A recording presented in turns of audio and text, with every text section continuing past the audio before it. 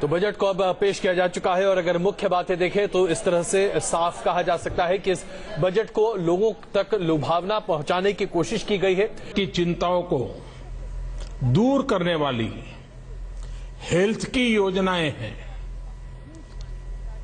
आरोग्य की योजनाएं हैं, तो देश के छोटे उद्यमियों की वेल्थ बढ़ाने के वाली भी योजनाएं शामिल है।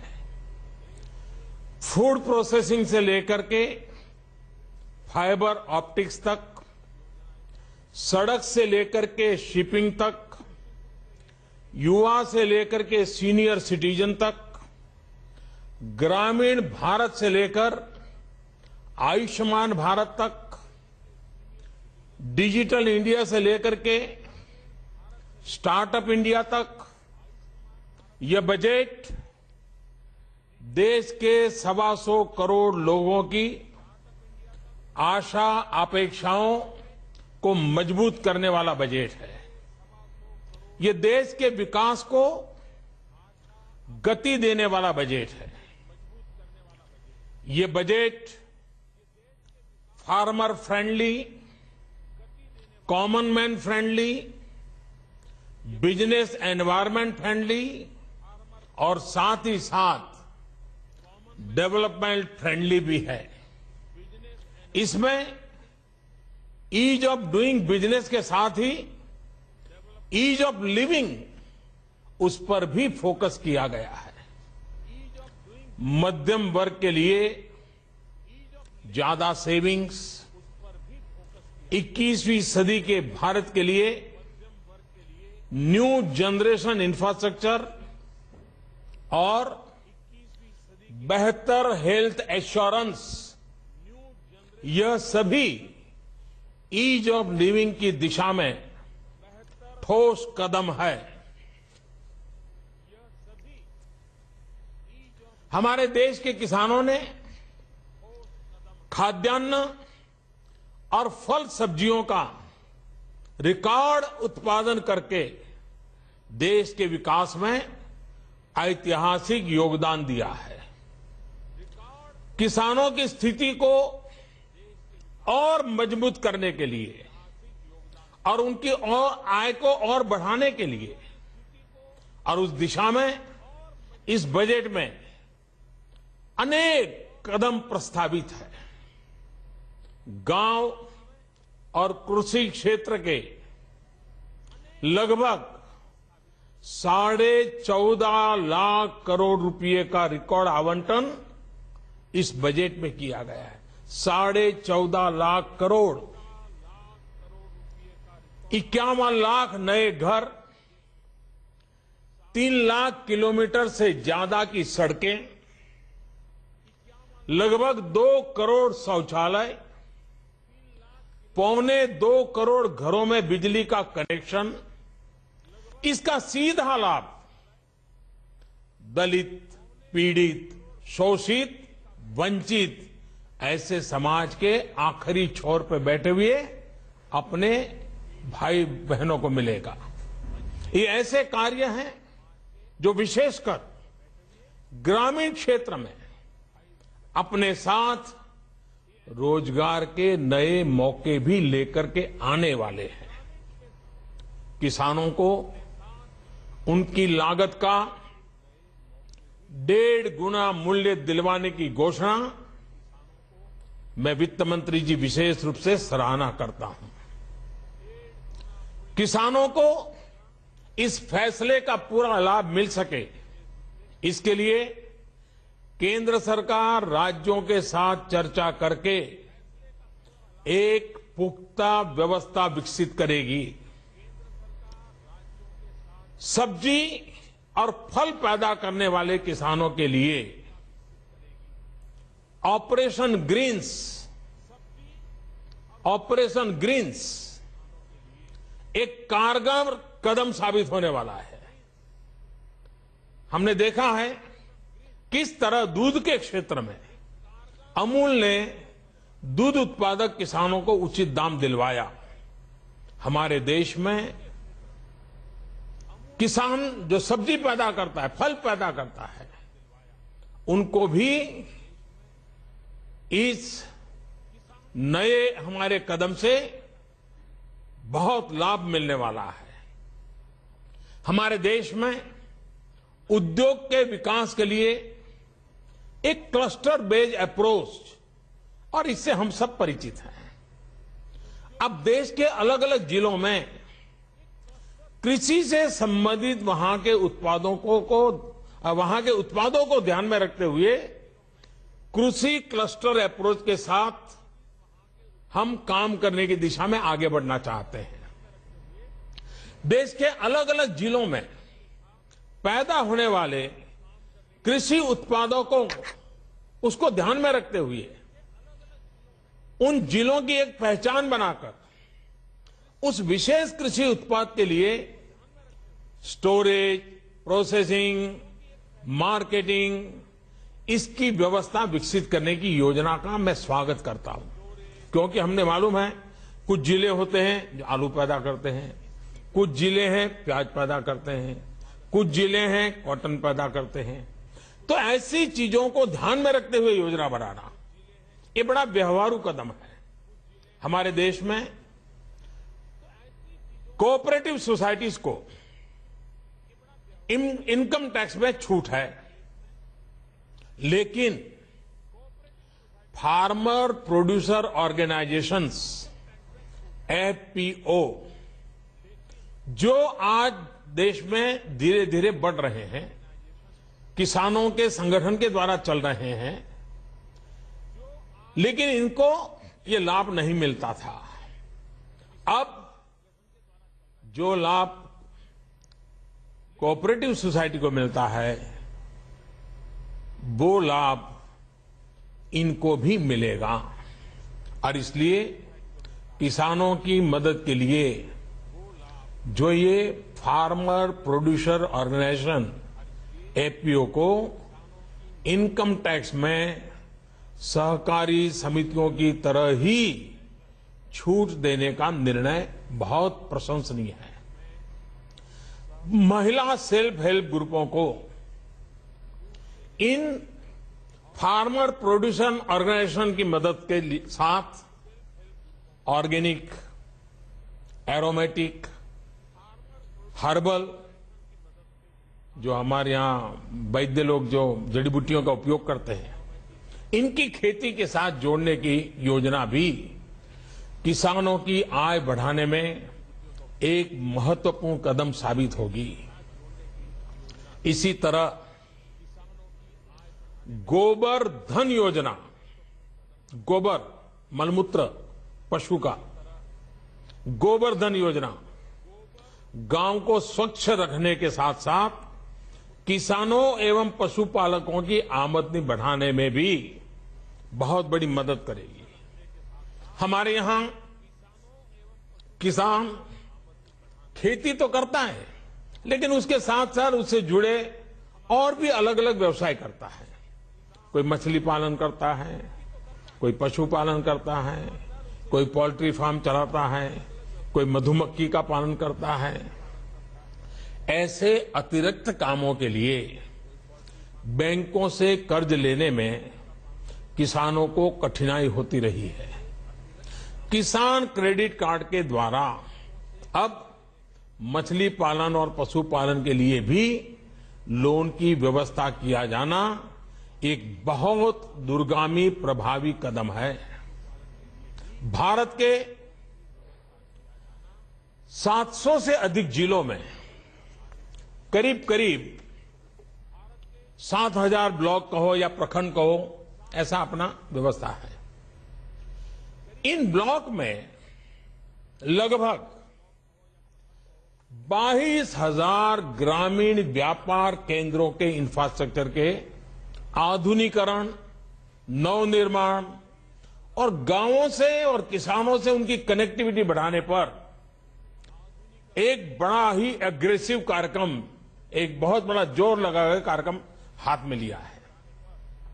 आने वाले दिनों में ये केंद्र किसानों की आय बढ़ाने, रोजगार और कृषि आधारित ग्रामीण एवं कृषि अर्थव्यवस्था के ये नया ऊर्जा केंद्र के रूप में उभर करके आएंगे।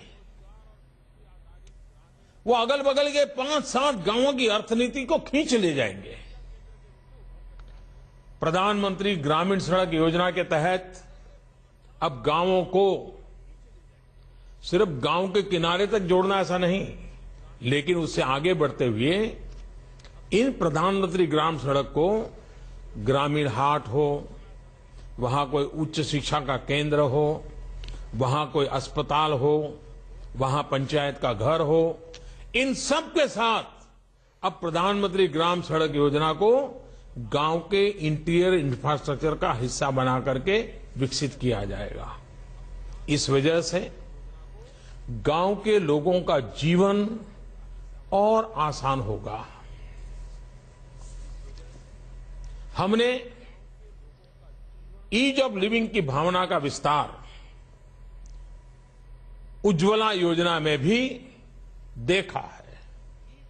ये योजना देश की गरीब महिलाओं को न सिर्फ धुएं से मुक्ति दिला रही है, बल्कि उनके सशक्तिकरण का भी बड़ा माध्यम बनी है।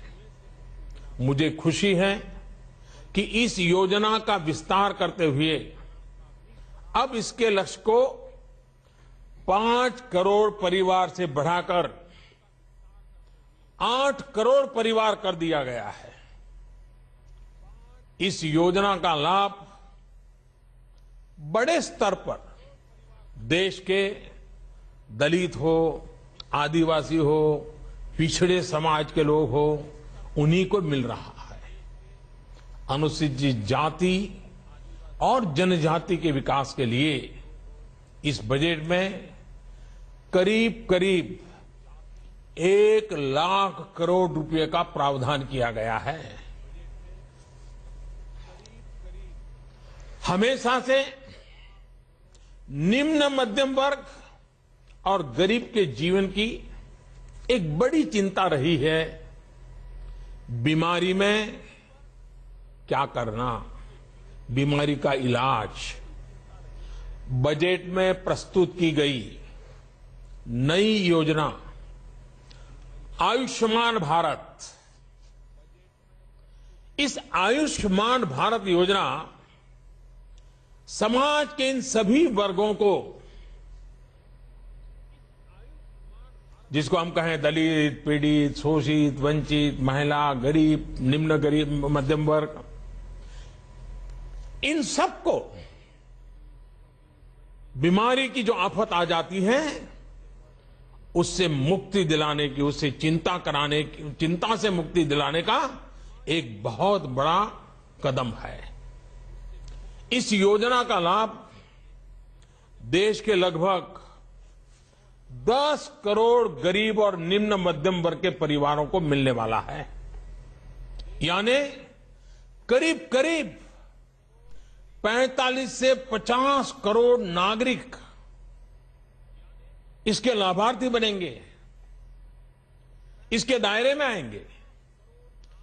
इन परिवारों को चिन्हित अस्पतालों में प्रति वर्ष 5 लाख रुपए तक के मुफ्त इलाज की सुविधा मिलेगी। सरकारी खर्चे पर शुरू की गई यह दुनिया की, और मैं बहुत जिम्मेवारी से कहता हूं, सरकारी खर्च से शुरू की गई यह दुनिया की अब तक की सबसे बड़ी हेल्थ एश्योरेंस योजना है, हेल्थ केयर योजना है। देश की सभी बड़ी पंचायतों में लगभग 1.5 लाख हेल्थ वेलनेस सेंटर की स्थापना करने का कदम भी बहुत ही प्रशंसनीय है। इससे गांव में रहने वाले लोगों को स्वास्थ्य सेवाएं सुलभ होगी। देश भर में 24 नए मेडिकल कॉलेज की स्थापना से लोगों को इलाज में सुविधा तो बढ़ेगी ही, साथ साथ युवाओं को मेडिकल की पढ़ाई में भी आसानी होगी। हमारा प्रयास है कि देश के हर 3 संसदीय क्षेत्रों के बीच, 3 पार्लियामेंट्री कॉन्स्टिट्यूंसी के बीच कम से कम एक मेडिकल कॉलेज अवश्य हो। इस बजट में सीनियर सिटीजन्स, उनकी अनेक चिंताओं को ध्यान में रखते हुए कई फैसले लिए गए हैं। प्रधानमंत्री वय वंदना योजना के तहत अब सीनियर सिटीजन 15 लाख रुपए तक की राशि पर कम से कम 8% का ब्याज प्राप्त करेंगे। ब्याज कम अधिक होने का असर उन पर नहीं होगा। बैंकों और पोस्ट ऑफिस में जमा किए गए उनके धन पर 50,000 रुपये तक के ब्याज अगर उनको मिलता है, उनकी कमाई होती है, तो उस पर कोई टैक्स नहीं लगेगा। इतना ही नहीं, स्वास्थ्य बीमा के 50,000 रुपये तक के प्रीमियम पर इनकम टैक्स से छूट मिलेगी। वैसे ही गंभीर बीमारियों के इलाज पर 1 लाख रुपए तक जो खर्च होगा, तो खर्च पर इनकम टैक्स से भी राहत दी गई है।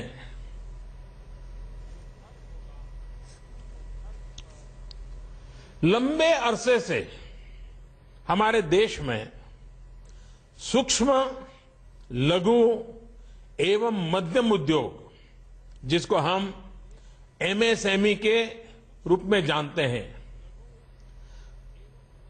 बड़े बड़े उद्योगों से भी ज्यादा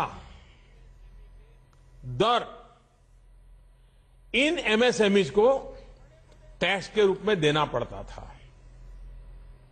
इस बजट में सरकार ने एक साहसपूर्ण कदम उठाते हुए सभी सूक्ष्म, लघु और मध्यम उद्योग यानी एसएमई के टैक्स रेट में 5% की कटौती कर दी है। अब इन्हें 30% की जगह 25% टैक्स देना पड़ेगा। एमएसएमई उद्योगों को आवश्यक पूंजी मिले, आवश्यक वर्किंग कैपिटल मिले, इसके लिए बैंक एवं एनबीएफसी के द्वारा ऋण की व्यवस्था को और आसान कर दिया गया है। इस प्रकार मेक इन इंडिया के मिशन को भी एक नई ताकत मिलेगी।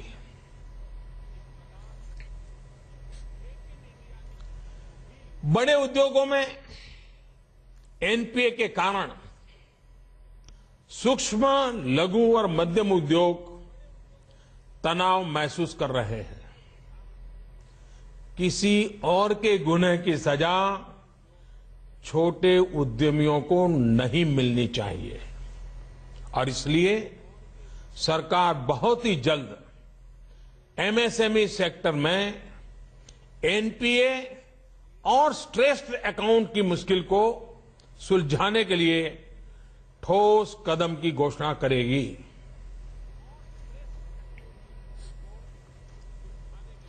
रोजगार को प्रोत्साहन देने के लिए और एम्प्लॉय को सोशल सिक्योरिटी देने की दिशा में सरकार ने एक दूरगामी सकारात्मक निर्णय लिया है। इससे इनफॉर्मल से फॉर्मल की ओर बढ़ने का अवसर मिलेगा। साथ साथ रोजगार के नए अवसर पैदा होंगे। अब सरकार नए जो श्रमिक होंगे, नए श्रमिकों के ईपीएफ अकाउंट में 3 साल तक 12% का योगदान स्वयं सरकार देगी। इसके अलावा महिलाओं को रोजगार के ज्यादा अवसर मिले और उनकी टेक होम सैलरी बढ़े, इसके लिए जो नई महिला कर्मचारी, महिला श्रमिक जिनका 3 वर्ष के लिए ईपीएफ में योगदान अब 12% से कम करके 8% किया जा रहा है। हालांकि इस अवधि में जो एम्प्लॉयर है, कारखाना का मालिक होगा, व्यापारी होगा, जो लोगों को रखता है, उसको तो 12% की उसकी जो जिम्मेवारी है वो तो उसकी पूरी भरपाई करनी होगी। कामकाजी महिलाओं के सशक्तिकरण के लिए मैं समझता हूं ये बहुत महत्वपूर्ण सेवा है। आधुनिक भारत के सपने को साकार करने के लिए सामान्य लोगों की ईज ऑफ लिविंग को बढ़ाने के लिए और विकास को स्थायित्व देने के लिए भारत में नेक्स्ट जनरेशन इंफ्रास्ट्रक्चर अत्यंत आवश्यक है।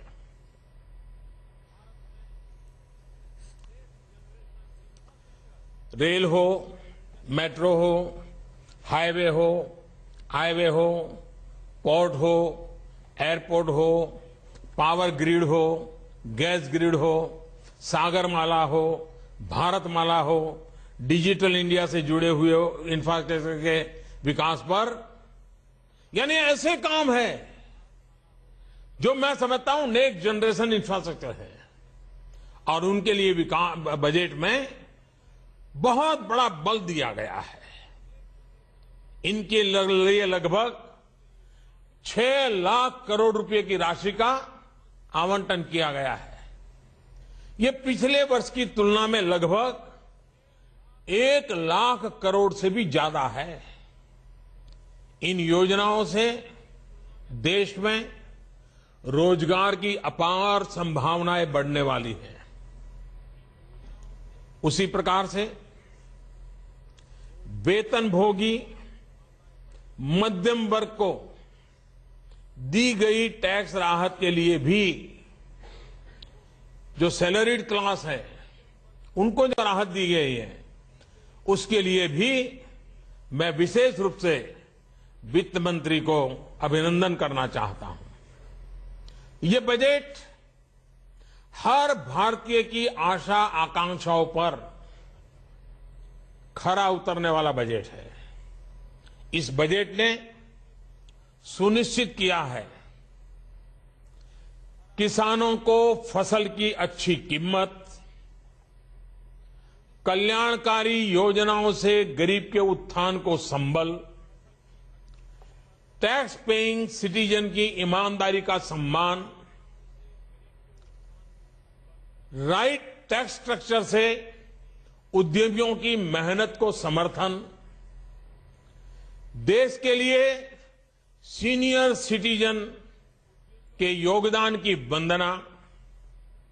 मैं एक बार फिर वित्त मंत्री और उनकी पूरी टीम को ईज ऑफ लिविंग बढ़ाने वाले और न्यू इंडिया की नींव को और मजबूत करने वाले इस बजट के लिए हृदय से बहुत बहुत बधाई देता हूं। मैं उनका अभिनंदन करता हूं और देश विकास की नई ऊंचाइयों को पार करेगा, ये मेरा विश्वास इस बजट के बाद और मजबूत हुआ है।